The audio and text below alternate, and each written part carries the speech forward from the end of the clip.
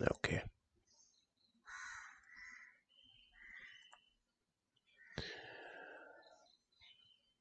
Can you all see my screen? Yes, sir. Great. Chalo, let's start with some doubts. So, we are targeting three chapters today, chapter 4, 5, and 6. Refraction of light at plane surfaces, lenses, and spectrum. So, anyone has any doubts in the chapter 4, that is refraction of light at plane surfaces? I'm sure by now you are ready with the homework and everything. So, any question, any doubt in the exercise, homework?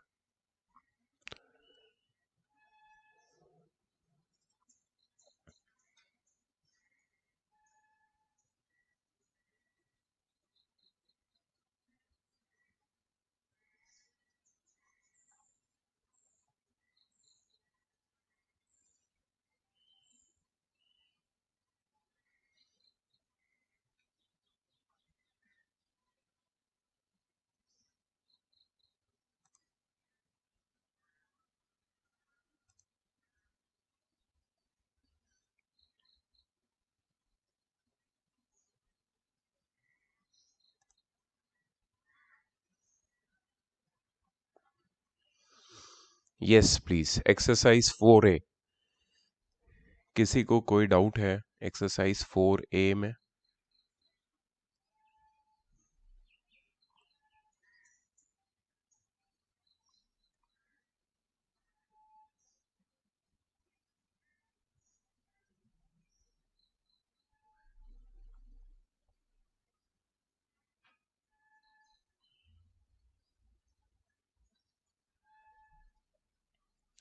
ठीक है, तो it seems कि किसी को कोई doubt नहीं है, तो I am going to give you a question to solve. Let's see किसको आता है ये, और I should pick somebody to do this question for me. Let's see. Vaibhav, can you hear me? Vaibhav. Yes, sir. Hmm चलो एक question करते हैं हम लोग.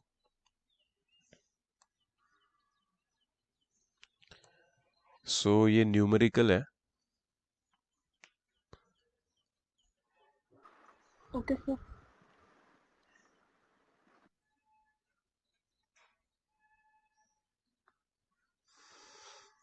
Numerical fourth. A ray of light of wavelength 5400 angstrom suffers a refraction from air to glass. तो ray of light air to glass जा रहा है. ठीक है, उसकी जो वेवलेंथ है that is 5400 angstrom. That is wavelength in air, 5400 angstrom. ठीक है. रिफ्रैक्टिव इंडेक्स Okay, दिया है sir. Of glass with respect to air. Refractive index, Yes, sir. Refractive index of glass with respect to air, मतलब जो रे of light है वो air to glass जा रही है. That's what it shows. It is 3/2. ठीक है. Find the wavelength of light in glass, that is lambda g. चलो कैसे करना है, कुछ आइडिया दो मुझे वैभव. फॉर्मूला बताओ.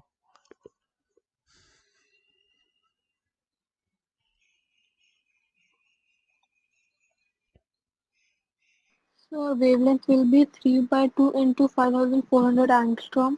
एक मिनट, फॉर्मूला क्या है?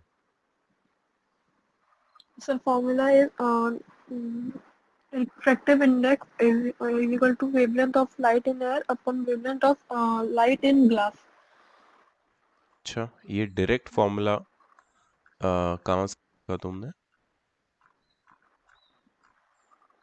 Sir, we will do that. So we'll find the answer. Sorry,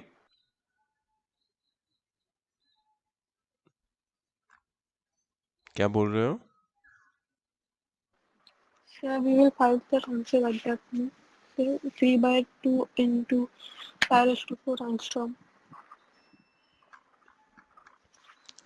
देखो, let me show you the relationship.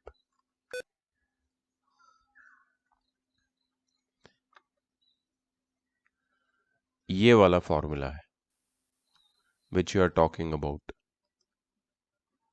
ये वाला फॉर्मूला है. सर मुझे आपकी स्क्रीन नहीं दिखाई दे रही।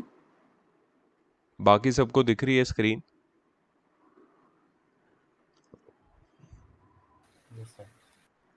Yes, sir. तो सानिका तुमको नहीं दिख रही है ना? हाँ सर अभी दिख रही है ना? ओके ओके ओके, चलो ठीक. So this is the formula, lambda dash is equal to lambda upon mu. इसका मतलब क्या है? लैम्डा डैश क्या होता है?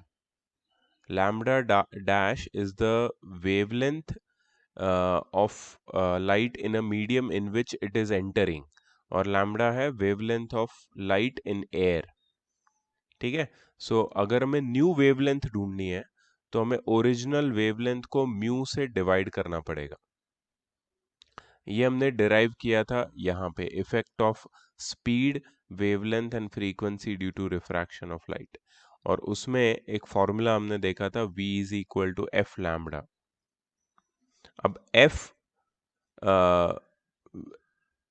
तो फ्रीक्वेंसी है which is equal to the ratio of the speed of light and lambda. ठीक है. तो उससे अगर हम लोग कंपेयर करें तो हमें एक रेशियो मिलता है which says that frequency remains the same. That means c by lambda and v by lambda dash remains the same. That's why c by lambda and v by lambda dash are equated here. c by lambda मतलब speed of light in air upon wavelength of light in air is equal to v by lambda dash मतलब speed of light in a medium upon wavelength of light in that medium. Frequency change नहीं होती है, कभी भी refraction होता है तो frequency change नहीं होती है, फ्रीक्वेंसी रिमेन्स द सेम. ठीक है. इसलिए ये इक्वेट करके we have got the formula for wavelength in a medium. But यहाँ पे एक टर्म था v बाई सी. वैभव, ये v बाई सी कहाँ गया बेटा? What do you mean by v by C? Sir, speed of the light upon wavelength of the light. नहीं, v मतलब speed of light in medium and c मतलब speed of light in air. By wavelength, हाँ speed of light in air. हाँ, तो ये कहाँ गया? ये रेशियो तुम्हारे फॉर्मूला में है ही नहीं.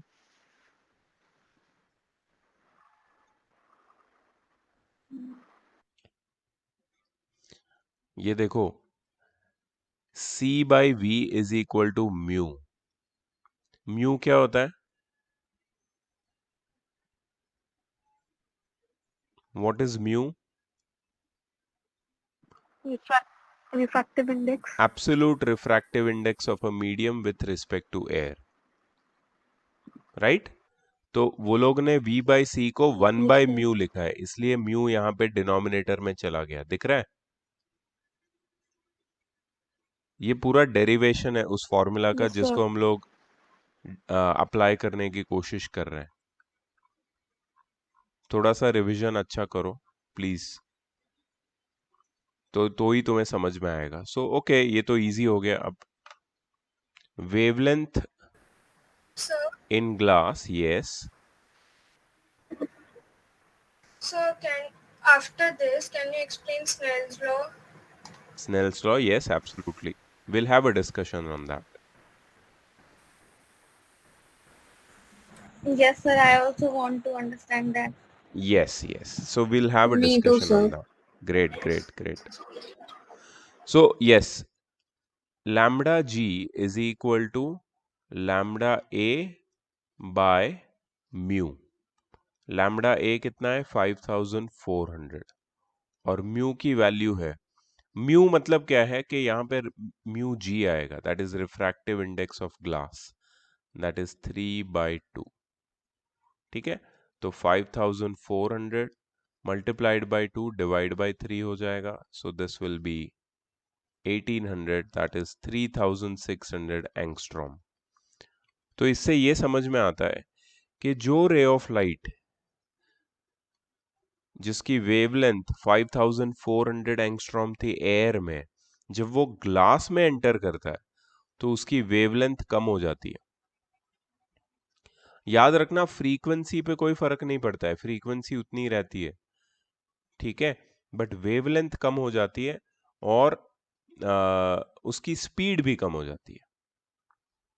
ठीक है, सो this is one of tricky question out of all of them, because बाकी सारे तो सिंपल है, ये वाला एक क्योंकि वेवलेंथ वाला है इसके लिए रिफ्रैक्शन एंड वेवलेंथ का जो रिलेशनशिप है उसको समझना जरूरी है। Anyways, you guys want to understand Snell's law.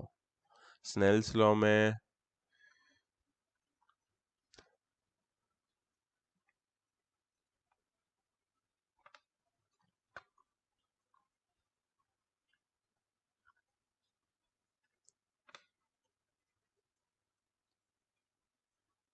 Snell's laws, actually ये दोनों दोनों को स्नेल्स लॉज बोलते हैं collectively.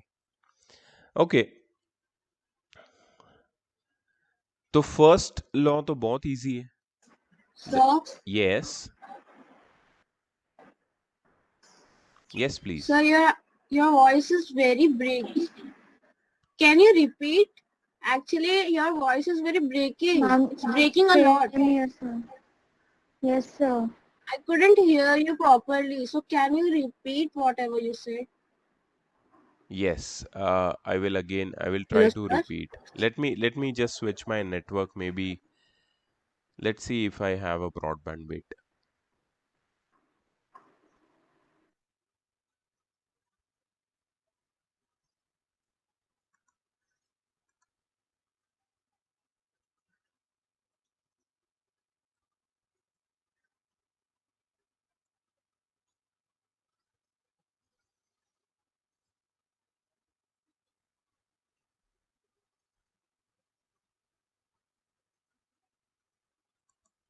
Can you hear me now?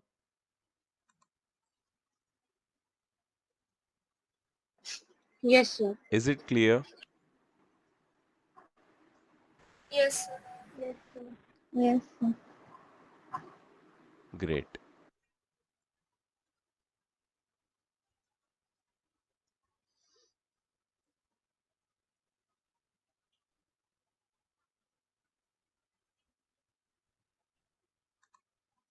Okay, so Snell's law से शुरुआत करेंगे। पहला लॉ है the incident ray, the refracted ray and the normal at the point of incidence all lie in the same plane. अब तुमने एक same law पढ़ा था क्लास 9th में जब तुमने लॉज ऑफ रिफ्लेक्शन पढ़े थे। तो इट सेज दैट रिफ्लेक्शन और refraction, they both are planar phenomena, they occur in the same plane। मतलब इंसिडेंट रे, रिफ्रैक्टेड रे और नॉर्मल ये सब एक ही प्लेन पे होते हैं। ठीक है, so if you imagine a plane, all the rays of light which can be incident, refracted, or even if you consider your imaginary normal, they all will lie in the same plane। ठीक है, इसमें तो कोई issue नहीं है ये वाले law में। किसी को ये फर्स्ट वाले लॉ में प्रॉब्लम है? No, sir. Great great No, great. sir. तो प्रॉब्लम आता है सबको सेकंड वाले लॉ में कि ये रिफ्रैक्टिव इंडेक्स कहां से आया। सो रिफ्रैक्शन में क्या होता है, बेंडिंग ऑफ लाइट होता है। If the ray of light is bending while entering from one transparent media to another transparent media, तो you see these specific angles which are forming, जो रिफ्लेक्शन में भी होता था, angle of incidence, angle of reflection, लेकिन reflection में इतना simple था कि the angle of incidence and angle of reflection was always the same. तो उनके बीच का तो कोई रिलेशनशिप इतना सिंपल है, कोई एग्जिस्ट ही नहीं कर रहा है, कोई कॉम्प्लिकेशंस है ही नहीं वहां पे. बट यहाँ पे you see angle of incidence, angle of reflection, they are they are not equal always. When the ray of light enters from rarer medium to denser medium, angle of incidence is greater than angle of refraction. When the ray of light enters from denser medium to rarer medium, angle of incidence is smaller than angle of refraction.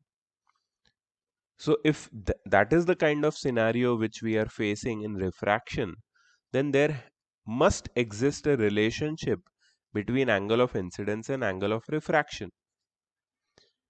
जो relation बहुत simple था in the case of reflection, but यहां पे वो relation simple नहीं है. तो ये इसके ऊपर रिसर्च किया स्नेल ने, ठीक है. And he figured out that there exist a complicated relationship between I and R. So he said that sin I by sin R. अब तुम सबको ट्रिग्नोमेट्री पता है, you all know trigonometric ratios. पता है ना तुमको sine ratio?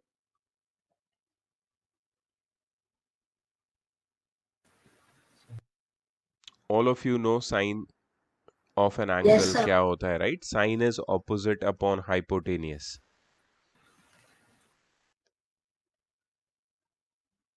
So if you draw a triangle like this, ठीक है, ये बुक में नहीं बताया, मैं तुम्हें अलग से बता रहा हूं. And if you draw a triangle over here like this, ठीक है, तो ये जो रेशियो बनता है यहाँ पे साइन आई का, साइन आई क्या है? Sine I is opposite upon hypotenuse. Let me name these two points as C and D. So I के ऑपोजिट में कौन सी साइड है? ए सी. अपॉन हाइपोटेनियस कौन सा है? A O. अपॉन आर के ऑपोजिट में कौन सी साइन है? साइन आर के, साइन आर की वैल्यू निकाल रहा हूं मैं. Which side is opposite to R? D B. और hypotenuse triangle O D B में हाइपोटेनियस है O B. So this ratio numerically was always constant for a given pair of media. That was found by Snell. And when he studied this relationship of this ratio, and he found that कि ये ratio तो हमेशा equal होता है, हमेशा constant होता है for a given pair of media. Neelam, you're there? Yes, sir, I'm there. So can you tell me a given pair of media का मतलब क्या है? Sir, that the ray of light is passing from one transparent medium to the other. Yeah. So if we are in this example, if I'm showing air and water, so our given pair of media are air and water, right? Yes, sir. So जब भी ray of light air से water में जाएगा, तो ये Sir, जो I did not understand. Can you repeat, please? yes, what you want me to repeat? Tell. Is my voice Sir, cracking or your something like voice. that? Ma'am, sir, two lines before your voice was cracking. Can you repeat it again? Yes, sure, I will repeat again. See, so जैसे मैंने बताया कि laws of reflection में angle of incidence और angle of reflection हमेशा equal होते थे. But refraction में ऐसा नहीं होता. आई और आर इक्वल नहीं होते because the ray of light is bending. So Snell found out a specific relationship between angle of incidence and angle of refraction. He said that sin I upon sin R, which I showed over here, sin I is AC by AO and sin R is DB by OB. It is nothing but a number. ठीक है, क्योंकि हम तो ratio ले रहे हैं sides की length का. ठीक है, तो वो जो नंबर्स का रेशियो है वो हमेशा कांस्टेंट रहता है for a given pair of media.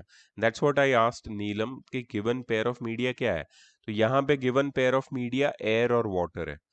तो एयर और वाटर में जब भी रिफ्रैक्शन होगा तो sine I upon sine R जो बनेगा कोई भी एंगल के लिए, sine I upon sine R का जो रेशियो होगा, जिसकी जो वैल्यू होगी, वो हमेशा कांस्टेंट होगी. So that is what Snell's you can say research tells us. And ये जो number हमें मिलता है for a given pair of media sin I upon sin R, that is refractive index. वो नंबर को हम क्या बोलते हैं? Refractive index. अच्छा, इसको भी एक स्पेसिफिक तरीके से लिखा जाता है. जैसे मैंने वीडियो में भी बहुत अच्छे से बताया था, ये यहाँ पे नोट्स लिखी गई है. तो मैंने बोला था कि रिफ्रैक्टिव इंडेक्स के सबस्क्रिप्ट में कुछ नंबर्स होते हैं और वो नंबर्स का कुछ मीनिंग होता है. जैसे यहाँ पे लिखा है 2 और यहाँ पे लिखा है 1. इसका मतलब क्या है? रे ऑफ लाइट मीडियम 1 से मीडियम 2 में जा रही है और इसको हम बोलते कैसे? Refractive index of medium 2 with respect to medium 1. Refractive index of medium 2 with respect to medium 1. मतलब हम सेकेंड मीडियम का रिफ्रैक्टिव इंडेक्स ढूंढ रहे हैं विथ रिस्पेक्ट टू मीडियम 1. ठीक है, that is sine I upon sine R. अच्छा, ये जो हमें वैल्यू मिलती है रिफ्रैक्टिव इंडेक्स की, it is a pure number. ये सिर्फ एक नंबर है, इसका कोई यूनिट नहीं है. इसका यूनिट इसलिए नहीं है because it is the ratio of two similar quantities. ये भी मैंने बताया था. अभी तक सब कुछ क्लियर है? मेरा आवाज क्लियर है? सब कुछ समझ में आ रहा है? सुनाई दे रहा है? प्लीज मेरे को बताओ. हाँ sir. Yes, sir. Great great. अच्छा, अभी तक जो भी मैंने समझाया, इस पे कोई आपको क्वेश्चन है? If you ask me question, it will be very easy for me to make you understand.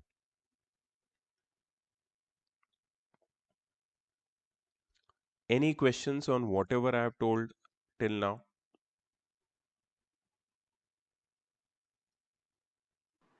No sir. Okay great. So please note that मैं ये वीडियो रिकॉर्ड कर रहा हूँ, तो अगर आपको एक दो लाइन शायद ना सुनाई दे तो कोई फर्क नहीं पड़ता है. आप वो रिकॉर्डिंग भी देख सकते हो, मैं वो आपके साथ शेयर कर दूंगा. So don't worry about that. Okay, let's go ahead and let me tell you some more things about this refractive index, because laws of reflection तो easy है. ठीक है, ये तो हमें समझ में आ गया. लेकिन ये मेन जो प्रॉब्लम है वो रिफ्रैक्टिव इंडेक्स के साथ है. तो रिफ्रैक्टिव इंडेक्स को ही अच्छे से हमें समझना है. तो ये रिफ्रैक्टिव इंडेक्स अगर हम लोग इसका न्यूमेरिकल वैल्यू को स्टडी करें तो एब्सोल्यूट रिफ्रैक्टिव इंडेक्स, मतलब refractive index with respect to air और वैक्यूम की जो मिनिमम वैल्यू है वो है 1. देखो, रिफ्रैक्टिव इंडेक्स की वैल्यू 1 से छोटी भी हो सकती है, but that is not absolute refractive index. मेघना, are you there? Yes, sir. Can you tell me what is absolute refractive index? In which the light ray passes very fast, No. or it is 1. Absolute refractive index is the refracting index of vacuum or air With respect to vacuum or air. with respect to vacuum or Yeah, air. whenever a ray of light enters a transparent medium from air, मतलब वो कहाँ से आ रही है? Air से या फिर vacuum से, और वो किसी दूसरे ट्रांसपेरेंट मीडियम में एंटर कर रही है, तो the refractive index which we will find will be the absolute refractive index of that medium. समझ में आया? एब्सोल्यूट रिफ्रैक्टिव इंडेक्स क्या होता है? It is the refractive index with respect to air. मतलब ये रे ऑफ लाइट एयर से उस ट्रांसपेरेंट मीडियम में एंटर कर रहा है. ठीक है, ऐसे जो एब्सोल्यूट रिफ्रैक्टिव इंडेक्स होते हैं उसकी मिनिमम वैल्यू 1 होती है, 1. सो absolute refractive index has got the value 1, minimum value. इसका मतलब क्या है पता है? जब भी याद रखो, एब्सोल्यूट रिफ्रैक्टिव इंडेक्स 1 होता है, मतलब sine I upon sine R 1 होता है. मतलब साइन आई और साइन आर इक्वल है, और साइन आई और साइन आर जब इक्वल है, मतलब sine of one angle is equal to sine of other angle, then we can say that angle I is equal to angle R. मतलब वो दोनों एंगल ऑफ इंसिडेंस और रिफ्रैक्शन सेम है. Ashmit, are you there? Yes, sir. Ashmit, can you tell me, अगर angle of incidence और angle of refraction दोनों same है तो इसका क्या मतलब है?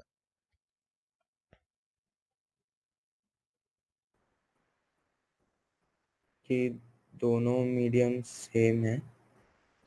इसका मतलब है कि रिफ्रैक्शन नहीं हो रहा है। और एंड यू आर राइट कि दोनों मीडियम सेम है, उनका रिफ्रैक्टिव इंडेक्स सेम है, रे ऑफ लाइट बेंड नहीं हो रही है। ठीक है, बट जनरली जब भी रे ऑफ लाइट बेंड होती है तो एंगल आई और एंगल आर कभी भी सेम नहीं हो सकते।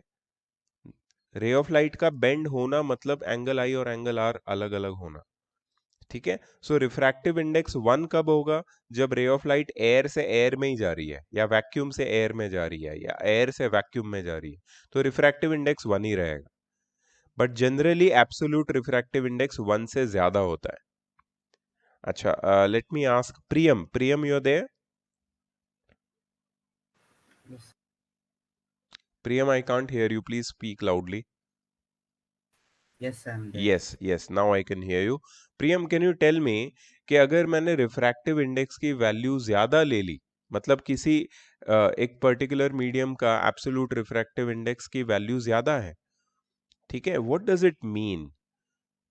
मोर refractive index, greater the number, what does it indicate?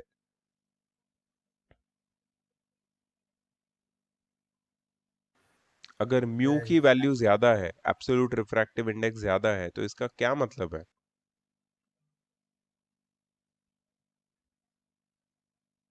the refraction will happen. Sorry, The refraction will be there. refraction will be there, I know that, but greater the number of refractive index, greater than a value of mu, what what can you understand with greater value of mu? That's what I'm asking.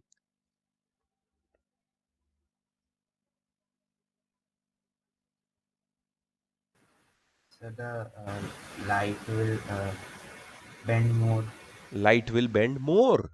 Yes, light में जो bending आएगा रे of light में वो ज्यादा होगा अगर refractive index ज्यादा है तो। मतलब एंगल आई और एंगल आर का जो डिफरेंस है ना, वो बहुत ज्यादा होगा, मतलब लाइट ज्यादा बेंड कर रही है।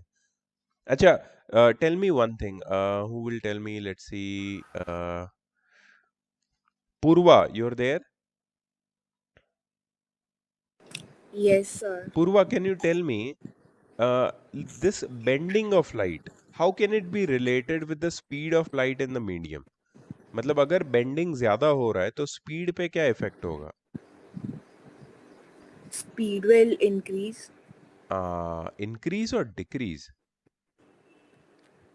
If are you talking about refractive ray?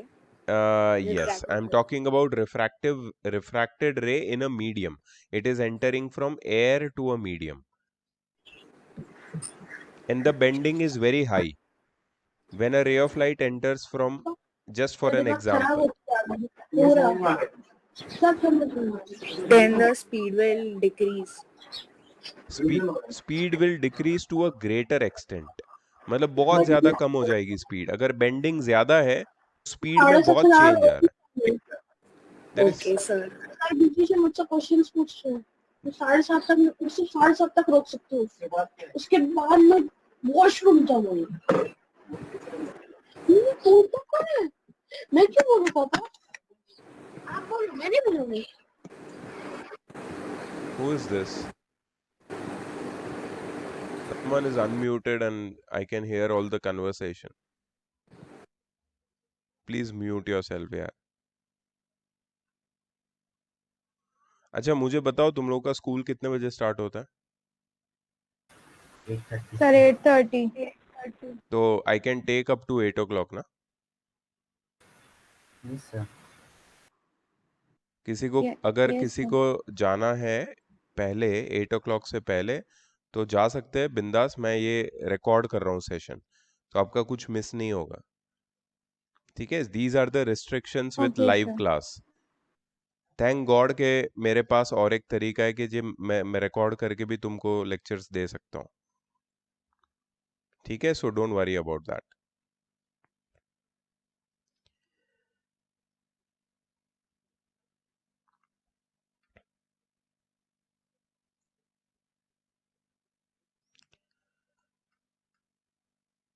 Okay, कुछ और एस्पेक्ट हम लोग डिस्कस करते हैं।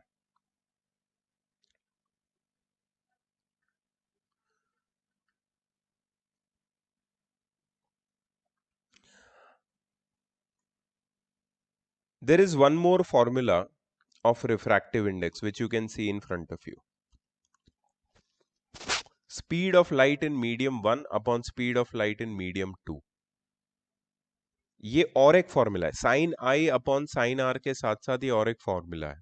सो that's what Snell found out कि जो रिलेशनशिप है रिफ्रैक्टिव इंडेक्स का, that is not only limited to the sine of angle of incidence to the sine of angle of refraction ka ratio. That is not limited to it. It is also related with the speed of light in a medium, speed of light of medium 1 to the speed of light in medium 2. इन दोनों के ratio से भी ये the refractive index is related and it is equal to it. सो मतलब refractive index के अपने पास अब दो फॉर्मूला हो गए, sine I upon sine R और C1 अपॉन C2. इसको हम लोग C1 अपॉन C2 या V1 अपॉन V2 भी बोल सकते हैं, क्योंकि C पता है किसका सिंबल है? Let me ask somebody. Neet, you are there? Neet? Yes sir. Neet, C किसका सिंबल है बेटा?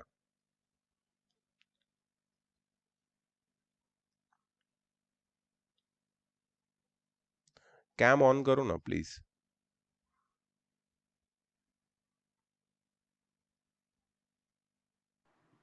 Sir may I tell? Sir रुको ना, नीत बताएगा, तुम्हारी बारी आती है, रुको. हाँ बोलो बोलो भाई. Speed of light. Very good. Speed of light in air और वैक्यूम. क्या बोलेंगे? Speed of light in air और वैक्यूम. और vacuum. Yes, that is C. ठीक है, तो जब भी हम speed of light in air और वैक्यूम की बात करते हैं तो we take the symbol C. हाँ, लेकिन जब speed of light in any other medium की बात करते हैं तो V1 या V2 ऐसा हम लोग लेते हैं. तो यहाँ पे मैंने जो C1 by C2 लिखा है, you can also read it as V1 by V2. So that's one more formula of refractive index. मतलब speed of light in that particular medium हम लोग refractive index of a particular medium हम लोग speed of light से भी major कर सकते हैं. अगर हमें स्पीड ऑफ लाइट पता चल जाए किसी मीडियम में कितनी है तो हम लोग आराम से उसका रिफ्रैक्टिव इंडेक्स निकाल सकते हैं. ठीक है, अब देखो यहाँ पे मैंने कुछ फॉर्मूले लिखे हैं, कुछ वैल्यूज डिराइव की है बेसिकली मैंने. Let's talk about these values. Okay, I want Sanika, you're there? You wanted to say something, Sanika? Yes, sir. Yeah, so please come on cam. Yes, sir. 1 minute.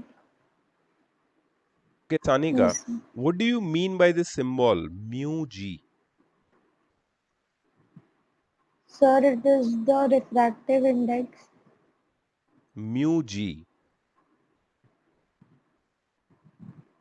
It is absolute refractive index of glass. Can you repeat that? Sir, absolute refractive index of glass. Yeah. What do you mean by absolute refractive index of glass? इसका क्या meaning होता है? Sir, the value which is very accurate. No. There is a loophole in your concept. Let's see who will answer me that.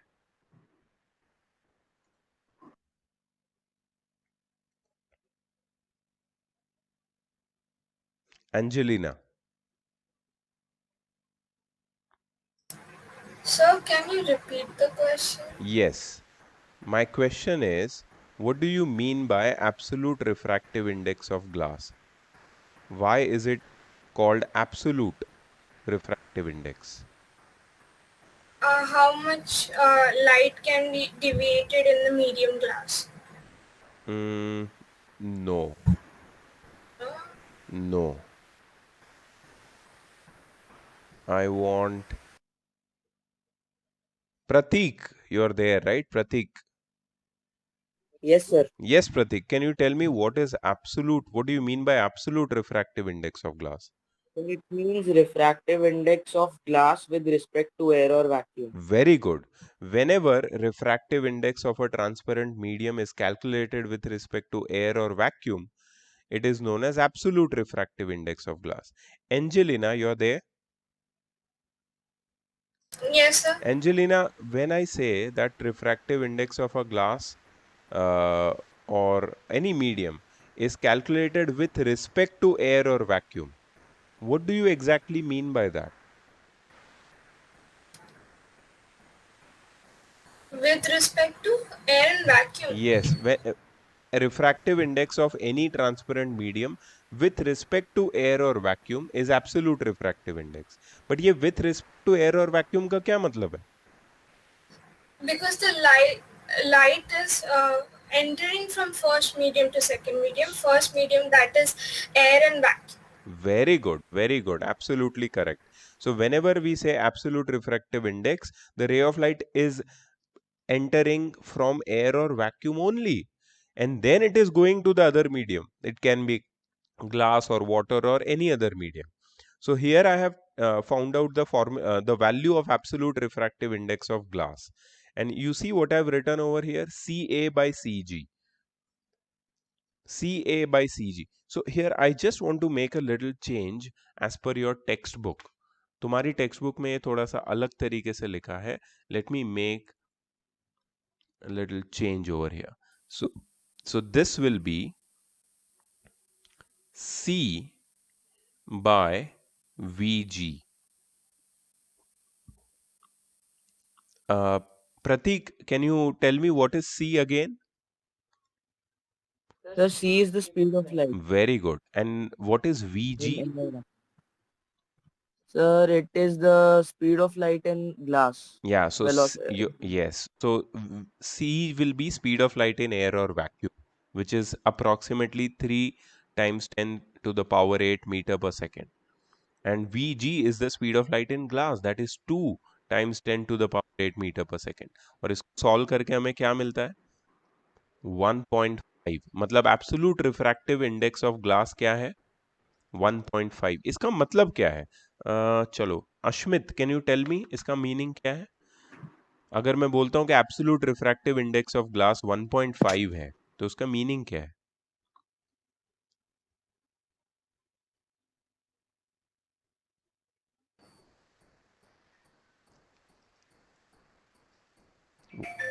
What does it mean?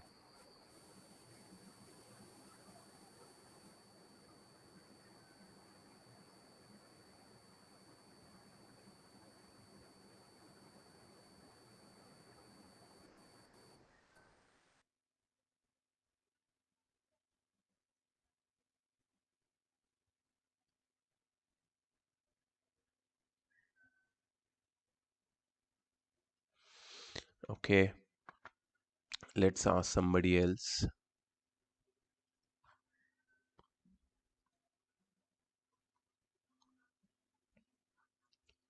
Purva, you're there? Sir, Yes, who's there? Yes, Ashmit. Ashmit. Yes, Ashmit. Yes, please tell me.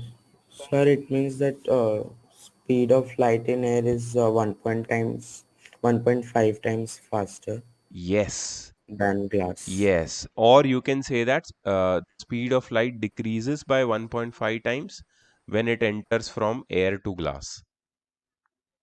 मतलब हमको एक नया insight मिला है refractive index के बारे में. It is not just a number, it has some meaning to it. वो हमें ये भी बताता है कि स्पीड ऑफ लाइट में कितना टाइम्स चेंज आता है जब वो किसी मीडियम से किसी दूसरे मीडियम में एंटर करता है. अगर उसका वैल्यू 1 से ज्यादा है, इसका मतलब है speed of light in that particular medium will decrease by that much factor. अगर उसका वैल्यू 1 से कम है तो मतलब स्पीड ऑफ लाइट बढ़ जाएगा. तो that's how we can figure out कि speed of light in a medium कैसे चेंज होगा. बट ये आइडिया भी हमें रिफ्रैक्टिव इंडेक्स से ही मिला. ठीक है. और एक चीज रिफ्रैक्टिव इंडेक्स के बारे में हमें समझ में आया है, that is refractive index of medium 1 with respect to medium 2. यहाँ पे इफ यू नोटिस, मैंने जो यहाँ पे सिंबल्स लिखे हैं, that is mu W G.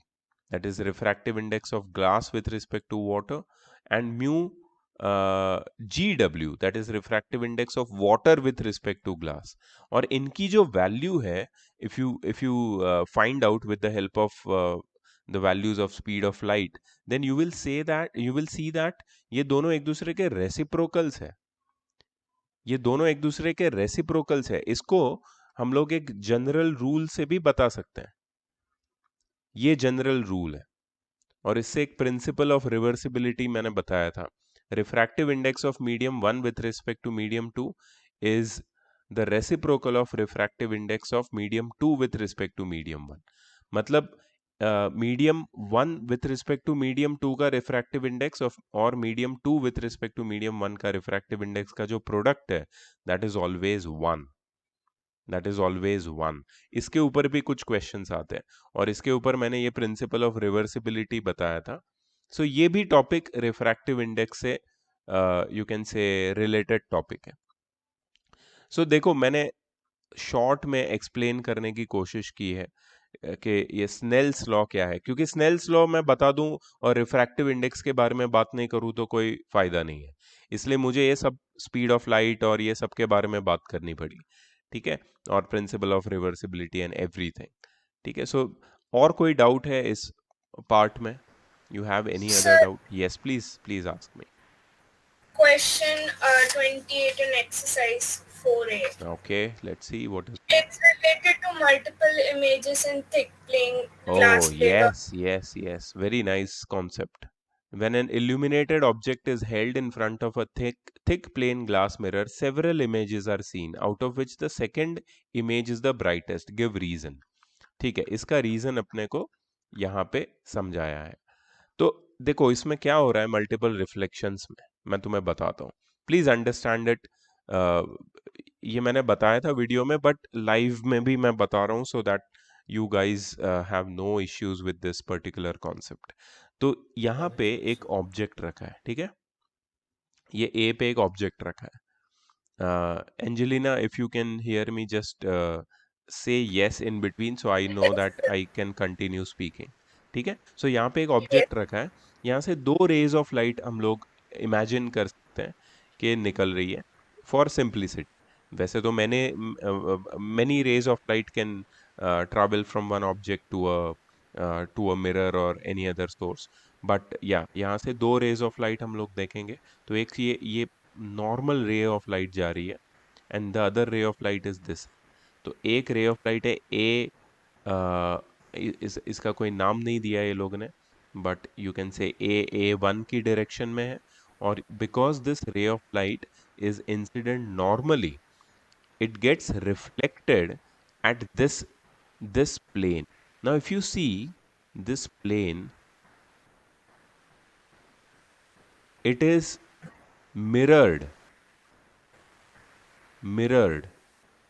का मतलब क्या है कि नीचे सिल्वर्ड है, सिल्वर्ड, और ये जो LP जो तुम्हें थिकनेस दिख रही है ना, इट इज ट्रांसपेरेंट, ठीक है। तो रे ऑफ लाइट सीधी अंदर चली जाती है, फिर ये मिरर्ड या सिल्वर्ड सरफेस को स्ट्राइक करके वापस ऊपर चली जाती है, gets reflected back in the same direction.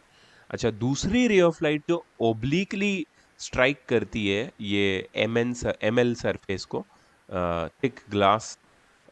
Thick mirror के अपर सरफेस को, वो अपर सरफेस पे क्या होती है, रिफ्रैक्ट होती है, रिफ्रैक्ट होके फिर नीचे जाती है बेंड होके। So AB is the incident ray and BB dash is the refracted ray. अब होता क्या है कि most of the ray of light enters the glass, only a part of ray of light is reflected in this direction. मतलब ये जो P दिख रहा है ना तुम्हें, that's a very small amount of light. मतलब ये P जो है, ये BP, that is just 4% of the total intensity of light. मतलब समझो कि 100% लाइट ए बी से इंसिडेंट हुई, उसमें से 4% क्या हो गई, रिफ्लेक्ट हो गई एट पॉइंट बी, बाकी की 96% यहाँ पे बी डैश पे है। 96% of intensity of light is going inside the glass at B dash.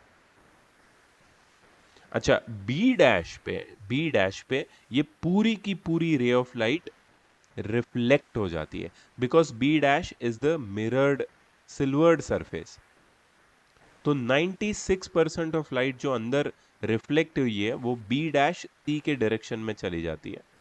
And सी से, पॉइंट सी से दो चीजें होती है Angelina. Yes, sir. Point C पे some part of light is again reflected, मतलब मल्टीपल रिफ्लेक्शन हो रहे हैं यहाँ पे, and other part of the light is refract back into the air. अब क्या होता है पता है, यहाँ पे सी पे, ये पॉइंट पे जो 96% ऑफ रे ऑफ लाइट की इंटेंसिटी हमें मिली थी, उसमें से most of the part refract होके बाहर चला जाता है। मतलब यहाँ पे वो लोग ने परसेंटेज दिए थे, बट आगे के परसेंटेज वो लोग ने नहीं बताया। So I can we can imagine that around 70% of intensity ये क्यू में आ जाती है। ठीक है, तो जो बाकी की बची हुई इंटेंसिटी है वो यहाँ पे अंदर रिफ्लेक्ट हो जाती है, फिर से मल्टीपल रिफ्लेक्शन होता है, रिफ्रैक्शन होता है, और ये तुम्हें अलग अलग इमेजेस यहाँ पे मिलती है इस ऑब्जेक्ट की, ऑब्जेक्ट ए की। लेकिन इसमें से फर्स्ट ऑब्जेक्ट जो जो फर्स्ट रे ऑफ लाइट थी उसकी इमेज है, उसकी इंटेंसिटी है 4%, सेकेंड की इंटेंसिटी है 70%, और फिर जो इंटेंसिटी है धीरे धीरे कम होने लगती है, मे बी 8%, 7%, 6%, 5%, ऐसे कम होने लगती है। But as you can observe कि जब 100% ऑफ रे ऑफ लाइट इंसिडेंट हुई तो सिर्फ 4% रे ऑफ लाइट, 4% इंटेंसिटी उसकी रिफ्लेक्ट हुई, बाकी की 96% अंदर गई, और वो जब रिफ्लेक्ट हुई और बाहर आई तो मैक्सिमम इंटेंसिटी हमें सेकेंड रे ऑफ लाइट में मिली है। इसलिए जो सेकेंड इमेज होती है, जो सेकेंड रे ऑफ लाइट को अगर तुम पीछे की तरफ प्रोड्यूस करोगे तो it will appear to meet this ray at point A2। तो point A2 पे जो इमेज बनेगी that will be the brightest because that carries 70% of the intensity of the incident ray of light, and that's why the second image is brightest। अब इसको लिखना कैसे है, ये बहुत कॉम्प्लिकेटेड है, बिकॉज यहाँ पे भी ऐसे ही कॉम्प्लिकेटेड तरीके से वो लोग ने लिखा है। तो तुम्हें कैसे लिखना है वो मैं तुम्हें बताता हूँ। This was just an explanation कि क्या हो रहा है इसमें। ठीक है, अब लिखना कैसे है, let me tell you. When an illuminated object is held in front of a thick plain glass mirror, the second image is the brightest as it carries the light of the greatest intensity through multiple reflections and refractions of light in the thick plain glass mirror। ऐसे करके अगर तुम लिखोगे और फिर वो अगर figure भी बना दोगे साथ में तो इट शुड बी इनफ। समझ में आया तुम्हें? Yes, sir. Can you repeat the answer again? Like It how is, will write? beta, it is recorded. I'll send Oh you the yes. recording ना, you can listen Yes, to that। sir. Yeah, okay, great। चलो ठीक है, second part पे आते हैं, refraction. First part में किसी को कोई डाउट है? Any more No doubts? doubt, sir. Okay, great great. ठीक है, सेकंड पार्ट प्रिज्म का है। प्रिज्म में किसी को कोई इश्यू है? प्रिज्म प्रिज्म के बारे में कोई इश्यू है? The angle of deviation. Angle of deviation delta. तुम्हें उसका डेरिवेशन पढ़ना है? Yes, I think वही नहीं समझा था। Okay okay. देखो, ये फिर से मैं यही सारी चीज़ बताऊं उससे अच्छा कैन यू टेल मी कि तुम्हें कौन सा पार्ट इसमें से नहीं समझा, तो मैं I can focus on that particular part. Because what I do is, मैं फिर से यही चीज़ बोलूंगा जो मैंने वीडियो में ऑलरेडी बोली हुई है। तो अगर हम लोग डिस्कशन करें यहाँ पे तो मुझे ज़्यादा अच्छा लगेगा। पहले तो मैं बता देता हूँ एंगल ऑफ डेविएशन है क्या। पहले मैं तुम्हें पूछना चाहता हूँ, what is angle of deviation? तुम्हें क्या लगता है एंगल ऑफ डेविएशन क्या होता है? What is angle of deviation according to you? So it's the angle formed Mm-hmm. when incident ray Mm-hmm. is refracted back through emergent ray, Okay.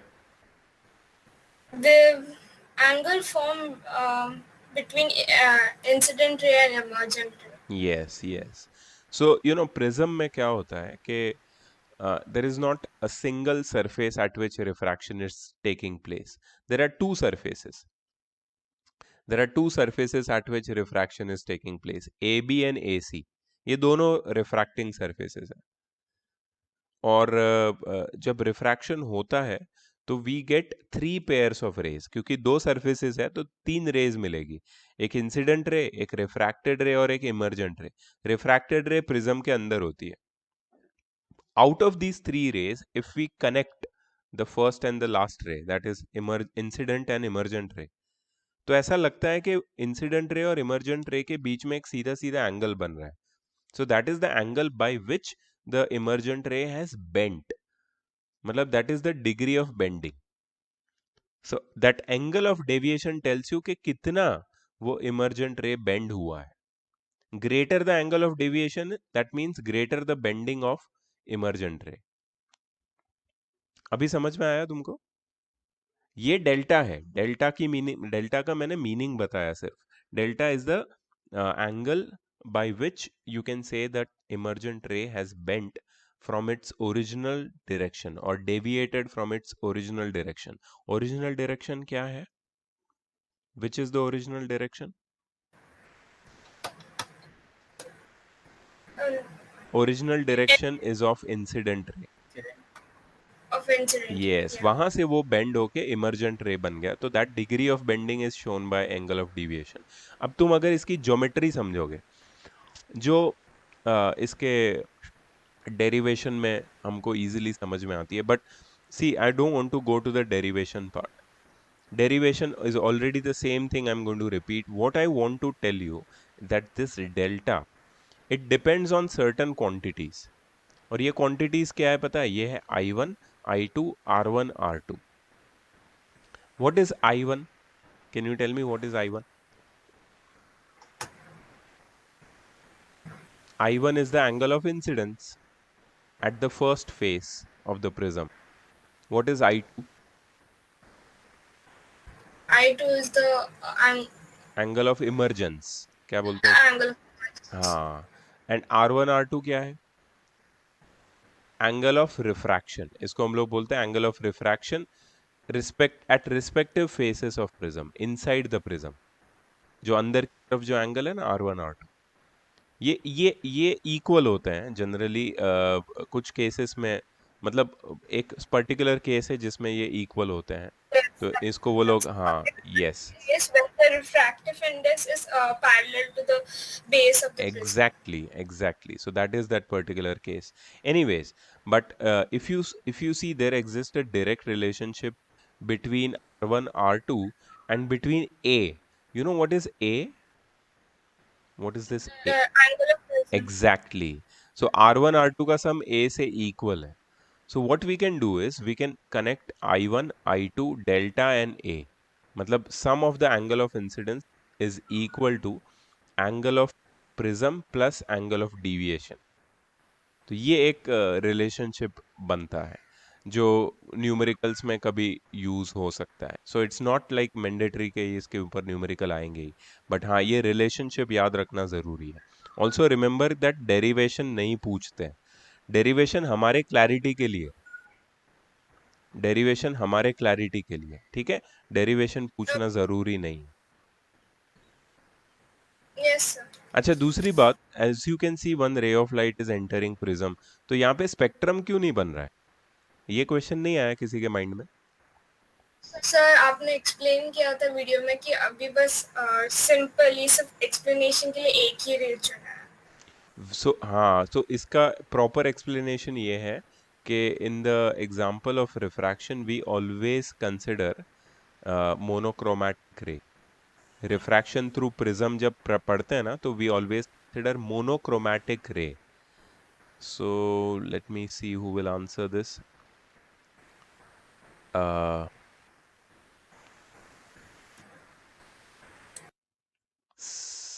Vaibhav. Vaibhav. Yes sir. Monochromatic रे क्या होता है?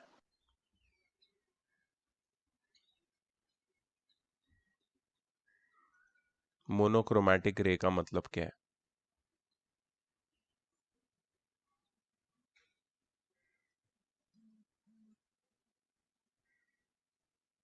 Shreya? The monochromatic ray is a ray of single color. Exactly. Monochromatic ray is a ray of single color of light. ठीक है, it can be any color from Vibgyor. ठीक है, so always remember when you study refraction through prism, you always choose a monochromatic ray. Otherwise क्या होगा कि dispersion हो जाएगा and you will not be able to study anything about the characteristic of what is the refraction or angle of deviation. कुछ भी समझ में नहीं आएगा because it will be a very complicated refraction pattern you will get through a prism. So that's why we always choose a monochromatic ray. And I think the best part of this chapter, this part of the chapter is delta min, angle of minimum deviation. So who can explain me the trend in the angle of minimum angle of deviation with angle of incidence? इसका जो relationship है मुझे कौन explain करेगा? This is very interesting actually. बहुत कम लोग हैं यार, सब लोग एक एक करके विकेट डाउन हो रही है सबकी. नीलम, कैन यू स्टार्ट? फिर मैं धीरे धीरे सबसे पूछता हूँ. Angle of Sir, when इंसिड angle of या incidence will be more, the angle of deviation will be less. नहीं यार, इतना इजी थोड़ी है. इसका ग्राफ देखो तुम, इसका ग्राफ देखो कितना कॉम्प्लिकेटेड है. देखो यू टर्न, इतना इजी नहीं है, इतना इतना सिंपल रिलेशनशिप नहीं है इसका. चलो उसके बाद कौन है? प्रतीक. Yes, sir. सर पहले एंगल ऑफ डेविएशन मिनिमम होगा तो एंगल ऑफ इंसिडेंस और अरे इमरजेंस की वैल्यू इक्वल होगी. नहीं, ऐसे मत बोलो यार. देखो इसको कैसे बोलना है कि when you go on increasing the angle of incidence, ठीक है, first the angle of deviation decreases, ठीक है, and reaches a minimum value. This minimum value of angle of deviation for a certain angle of incidence is known as delta min. मतलब angle of minimum deviation. मतलब angle of incidence को पहले बढ़ाने से angle of deviation धीरे धीरे धीरे धीरे कम होता है और एक मिनिमम वैल्यू अक्वायर करता है. उसके बाद अगर तुम एंगल ऑफ इंसिडेंस को और बढ़ाओगे तो एंगल ऑफ डिविएशन फिर बढ़ता जाएगा. So this is a very complicated relationship which exists between angle of incidence and angle of deviation. First, the angle of on increasing angle of incidence, angle of deviation decreases, reaches a minimum value which is known as delta minimum. अच्छा, ये जो angle है, angle of incidence, जिस पे हमें ये delta minimum मिलता है, उसको हम क्या बोलते हैं? What is that angle of incidence called? इसका कोई नाम है क्या स्पेसिफिक? मैं भी भूल चुका हूँ एक्चुअली. हाँ, नहीं, आई थिंक इसका कोई नाम तो ऐसा बोला नहीं है. एंगल ऑफ इंसिडेंस ही बोलते हैं इसको. क्रिटिकल एंगल तो इसमें नहीं आता. क्रिटिकल एंगल तो टोटल इंटरनल रिफ्लेक्शन में होता है, राइट? Yes, sir. हाँ, तो इसको सिर्फ आई बोलते हैं. अच्छा, इसका एक फॉर्मूला भी है, वो बहुत इंटरेस्टिंग है. फॉर्मूला है delta min is equal to 2i minus A. किसी भी प्रिज्म के लिए ये जो डेल्टा मिन की वैल्यू है वो तुम कैलकुलेट कर सकते हो. मतलब किसी भी प्रिज्म में एंगल ऑफ मिनिमम डेविएशन कितना होगा ये हम लोग कैलकुलेट कर सकते हैं. That is equal to 2 times angle of incidence minus angle of prism. ठीक है, और कोई इसमें कोई क्वेश्चन है तुमको एंगल ऑफ मिनिमम डेविएशन का? के बारे में, तो प्लीज पूछो, आई कैन एक्सप्लेन।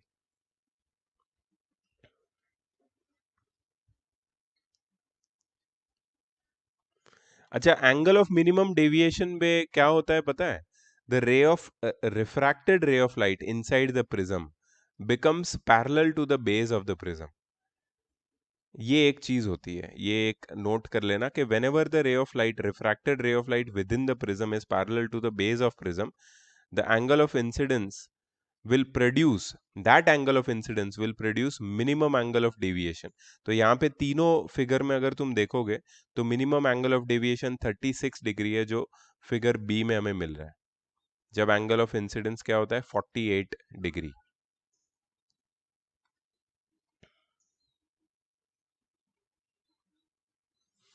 अच्छा, सबसे इम्पॉर्टेंट है कि तुम ये जो रिलेशनशिप्स है, जैसे कि रिफ्रैक्टिव इंडेक्स का relationship, factors on which refractive index depends, factors on which angle of deviation depends, ये याद करके जाना। तो ये ऑलरेडी बहुत अच्छे से मैंने एक्सप्लेन किया है। See if it is required, if you don't have questions, like straight forward question पूछोगे तो मैं अभी एक्सप्लेन करूंगा, but right now you don't have question, but that part is not very clear to you, I suggest that you watch that part of video again, so at least उतना concept तुम्हारा clear हो जाएगा।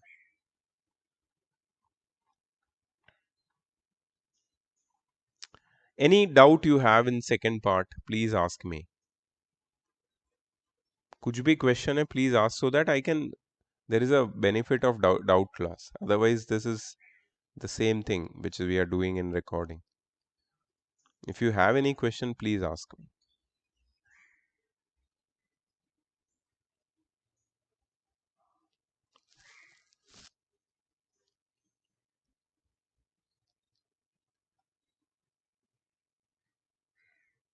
No questions? ठीक है। Real and apparent depth पे कोई question है? इसका भी एक ये है डेरिवेशन है, but again I am telling you derivations are not important. If you want to see the derivation you can see in the video, but I would recommend that you focus on the formula, that is the relationship of absolute refractive index of a medium with real and apparent depth, and the formula for apparent depth, and the formula for shift। ठीक है, ये तीनों formula अगर तुम्हें याद है, और ये डिपेंडेंस वाला अगेन वो फैक्टर्स अफेक्टिंग अपेरेंट डेप्थ और whatever it is, the shift, तो I think you can easily get idea about how to solve any numericals based on this application of refraction of light.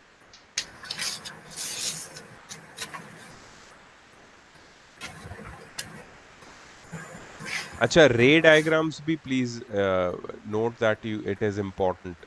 तो ये stick bending of stick वाला रे diagram, या फिर कोई भी ये वाला, ये raising of the bottom of a tank और अ स्विमिंग पूल, उसका रे डायग्राम, मतलब फिगर Yes. 4.36, फिगर 4.38, ये भी इम्पोर्टेंट है, फिगर 4.37, ये सारे डायग्राम्स तुम्हें प्रैक्टिस करने पड़ेंगे because they are all important.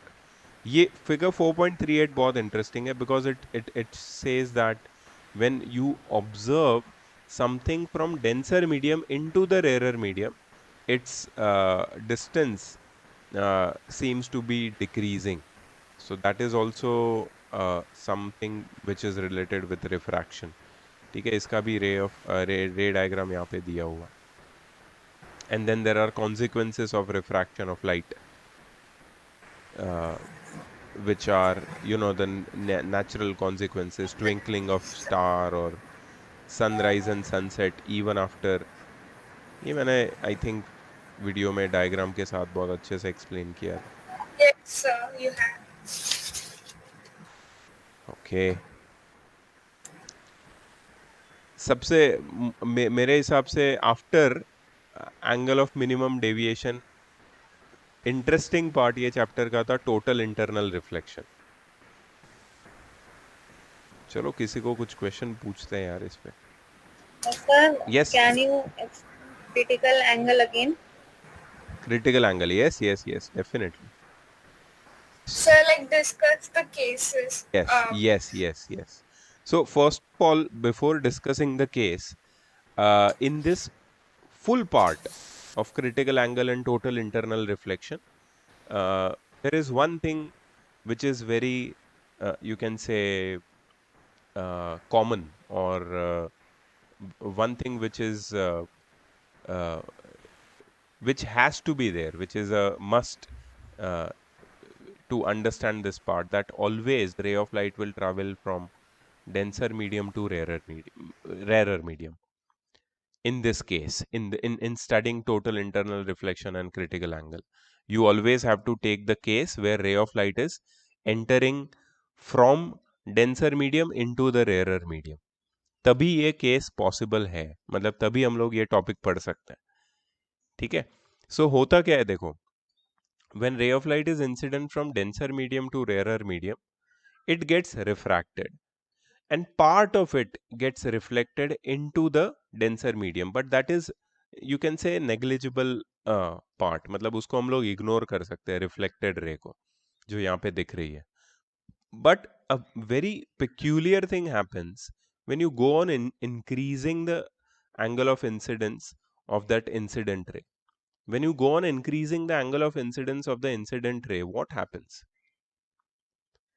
The ray of light, which is refracted ray, it keeps on bending towards the boundary separating two media. मतलब ये जो refracted ray है, ये नीचे की तरफ ऐसे shift होते जाती है. As you shift this incident ray upwards, or as you increase the angle of incidence, angle of refraction also goes on increasing.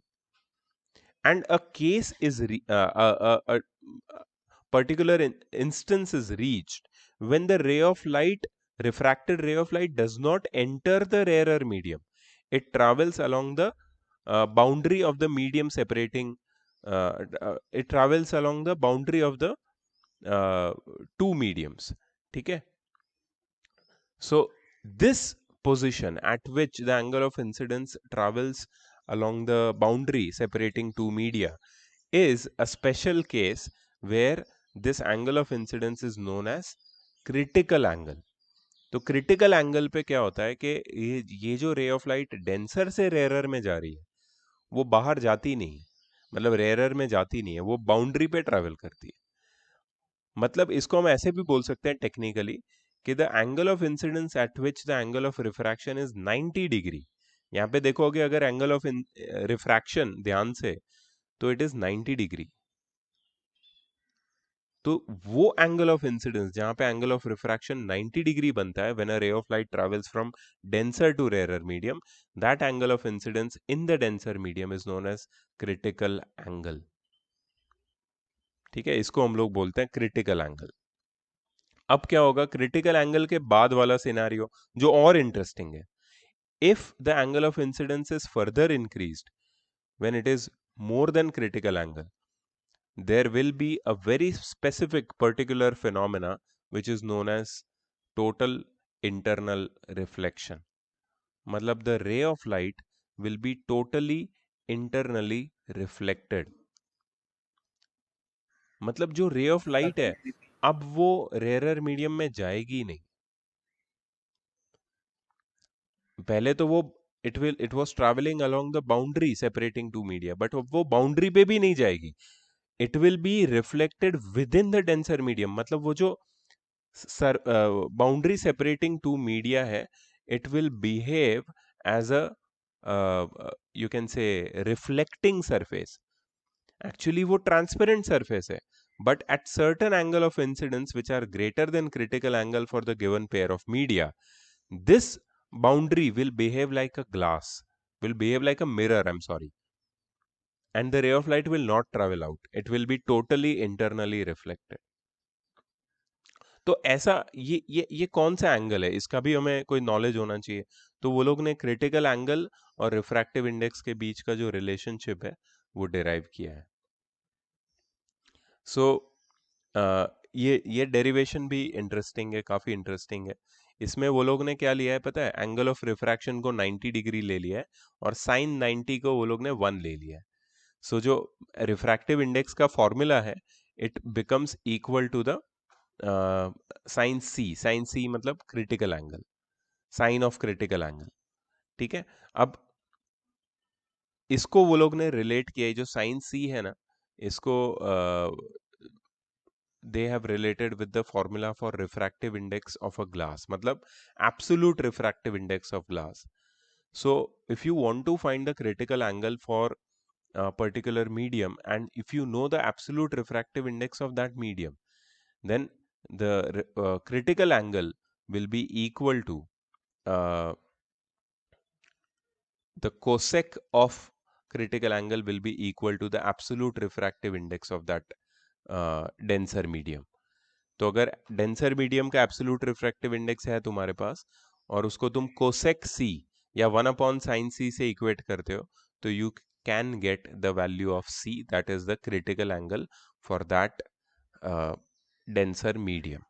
जो ग्लास के लिए वो लोग ने यहाँ पे निकाला है, which is approximately 42 degree. Approximately हर एक ग्लास के टाइप के लिए ये अलग अलग होता है. फ्लिंट ग्लास, क्राउन ग्लास, सबके लिए ये अलग होता है.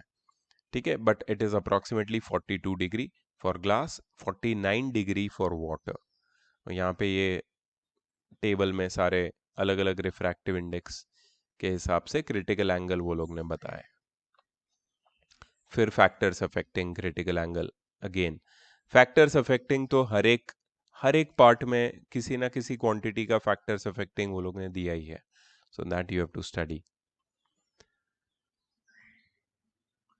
अच्छा, इसका जो एप्लीकेशन है ना, वो तुम्हारे प्रिज्म्स में अलग अलग केसेस में दिया है कि अगर तुम्हें रे ऑफ लाइट को 90 डिग्री से डिविएट करना है, या 180 डिग्री से डिविएट करना है, या किसी इन्वर्टेड इमेज को इरेक्ट बनाना है, तो उसके एप्लीकेशंस यहाँ पे दिए प्रिज्म के डायग्राम्स है. बाकी इक्विलैटरल प्रिज्म, आइसोसेलेस प्रिज्म और right isosceles prism, right angle 30 60 90 prism, इसका कोई एप्लीकेशन नहीं है. सिर्फ रे ऑफ लाइट तुम स्टडी कर सकते हो कैसे ट्रैवल कर रही है और कहाँ पे TIR हो रहा है, मतलब total internal reflection, just for your knowledge. That will actually will be helpful to solve these kind of questions. मैंने बताया था कि ये प्लीज फॉलो करना, ये सारे क्वेश्चंस को एक बार स्टडी करना, बिकॉज इसमें तुम्हें पता चलेगा कि ऐसा क्वेश्चन आएगा तो रे ऑफ लाइट का जो पाथ है उसको कैसे कंप्लीट करना है. So that is also very important. ठीक है. और कोई क्वेश्चन है इसके बारे में, ये पार्ट के बारे में? It's almost 8 o'clock. And So what is turpentine? what is turpentine? Turpentine is a transparent liquid which is mostly used to dissolve paints. Paint होता है ना, पेंट घर पे जब पेंट करते हैं तो वो पेंट में मिक्स करते हैं टर्पेंटाइन, और फिर उसको अप्लाई करते हैं वॉल्स के ऊपर, तो वो स्टिक हो जाता है. So it is basically a transparent liquid. It has nothing to do with light, but because it's a transparent medium, so that's why its refractive index and critical angle and everything is shown. Yes, sir. Yes. Any other question on this chapter? क्योंकि 8 o'clock हो गया, I'm not sure whether I'll be able to do the next chapter. Sir, Yes.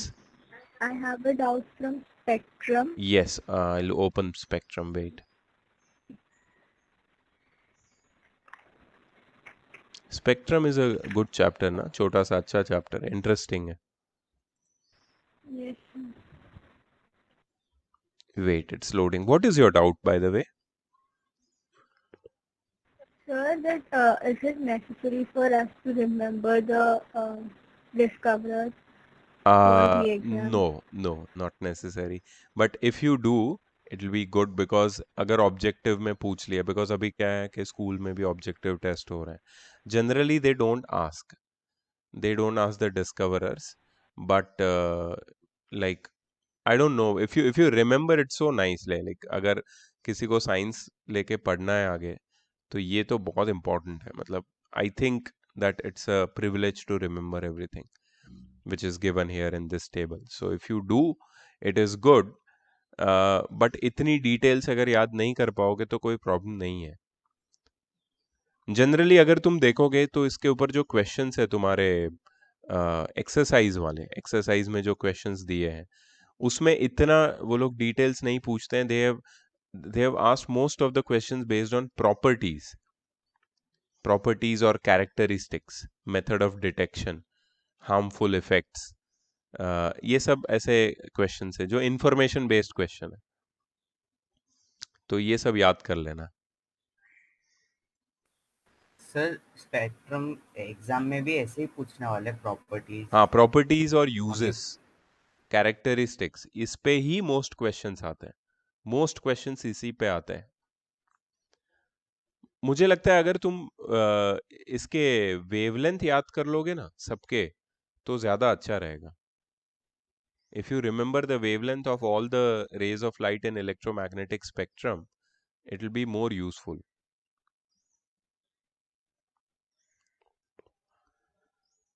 बताओ और कुछ? तो अभी तुम्हारा school full hours कैसा, टाइमिंग क्या है तुम्हारे स्कूल्स का? Sir 8:30 to 2:30। ओके सर हमारा स्कूल का भी इतना ही कर दिया। Okay okay. अभी तो ज्यादा स्कूल में सिलेबस बचा नहीं होगा, वो लोग ने तो सब खत्म कर दिया जल्दी जल्दी, रिड्यूस सिलेबस पढ़ा पढ़ा के, है ना? Yes sir. Easy easy job. हाँ सर। अभी तो हम लोग सुन रहे हैं कि और भी सिलेबस कम होने वाला है। इट इज स्टूपिडिटी यार, इट इज नथिंग, कुछ भी फायदा नहीं है। ठीक है, हम लोग, मैं कुछ भी रिड्यूस नहीं कर रहा हूँ। As you know from my lectures, मैं पूरा पूरा चैप्टर पढ़ा रहा हूँ, because I feel that in PCM if you reduce one part, the whole essence of the that particular chapter or topic is lost. So there is no meaning of reducing from my end, and that's why I'm taking my time, and we are not so much behind. हाँ, सिर्फ physics में मुझे डर लग रहा है क्योंकि वो तीनों इलेक्ट्रिसिटी वाले बड़े चैप्टर डाले हैं, अभी तुम्हारी एग्जाम में आने वाला है शायद, है ना? तो that will take a time, little time. बाकी मैथ्स वैथ्स हो जाएगा। अच्छा, कल तुम लोग ने ग्रुप में रिफ्लेक्शन का वीडियो मैंने डाला था क्या? तुम्हें लिंक दिया था क्या रिफ्लेक्शन का? बिकॉज आज मैंने चेक किया तो ग्रुप में वो मुझे दिखाई नहीं रहा है। So somehow it got deleted from my WhatsApp. But did you get that link of reflection? Yes sir. Okay, okay, okay. Just check once. अगर नहीं है तो मैं फिर से शेयर कर दूंगा, because that is done. So अभी सर फिर से शेयर करो ना। हाँ, मैं करता हूँ आज ही करता हूँ।